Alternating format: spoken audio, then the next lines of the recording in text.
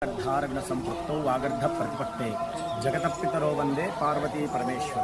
అలాంటి జగత్తు మొత్తానికి తల్లి తండ్రి స్వరూపం శ్రీ పార్వతీ పరమేశ్వరు యొక్క స్వరూపం.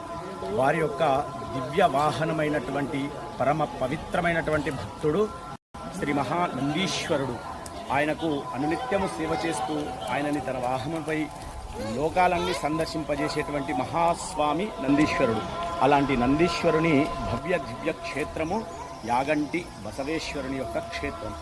ఈ క్షేత్రమున కలియుగం లోపల ఆ నందీశ్వరుడు తన యొక్క రంకె వేయటంతో కలియుగము అంతమవుతుంది అని చెప్పి వీరబ్రహ్మేంద్ర స్వాముల వారు ఒక ప్రవచనంలో తెలియజేసినారు.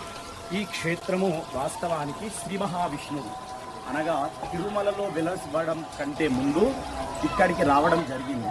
శివపార్వతులను ఏకశిల రూపంలో ఉన్నటువంటి పార్వతీ పరమేశ్వరులను దర్శించుకోవడం జరిగింది. ఆ వెళ్ళే తరుణం లోపల తన పాదమునకు ఒక చిన్న గాయము కావటంతో ఆ స్వామివారు అక్కడ గుహలోపల వెలవటం జరిగింది.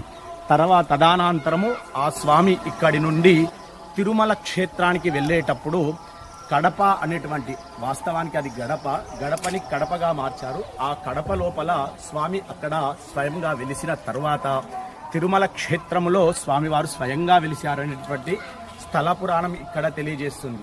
స్వామివారు చూడండి, ఆ గుహ లోపల శ్రీ మహావిష్ణు వెంకటేశ్వర స్వరూపము. ఇక్కడ శివపార్వతులు శివుణ్ణి వాస్తవానికి లింగ రూపంగానే దర్శించాలి, లింగ రూపంగానే పూజించాలి. కానీ ఇక్కడ పార్వతీ పరమేశ్వరుల యొక్క ఏకశిలా రూపముతో స్వామివారు దర్శనమిస్తుంటారు.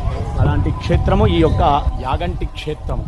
ఇక్కడ పరమ పవిత్రమైనటువంటి గంగా, యమున, గోదావరి, సరస్వతి నందివాహనములో నుంచి ధారగా రావటము జరుగుతూ ఉంటుంది. అలాంటి క్షేత్రము ఈ యొక్క యాగంటి క్షేత్రం. ఇక్కడ చాలా అద్భుతమైనటువంటి వనవృక్షాల నడుమలో నుంచి ఆ యొక్క జలపాత ధారగా రావటము, ఇక్కడ పుష్కరిలో రావటము, భక్తులు వారి యొక్క సంకల్పం చేసుకోవటం, అంటే వారి యొక్క అనారోగ్యాలు, తర్వాత వారి జాతక దోషాలు తొలగజేసుకునేటువంటి పుష్కరిణి ఇక్కడ స్నానాన్ని ఆచరిస్తూ ఉంటారు. అలాంటి విశేషమైనటువంటి క్షేత్రము. మనం ఇక్కడ భక్తులను ఆ స్వామివారి యొక్క దర్శన భాగ్యం ఎలా జరిగింది, అదేవిధంగా స్వామివారి యొక్క క్షేత్రం ఎలా ఉందో అడిగి తెలుసుకుందాం. శంషాబాద్లో ఉంటారు. ఎట్లా అనిపించింది సార్ స్వామివారి క్షేత్రము? బాగుంది. దర్శనం ఎట్లా జరిగింది? బాగా జరిగింది.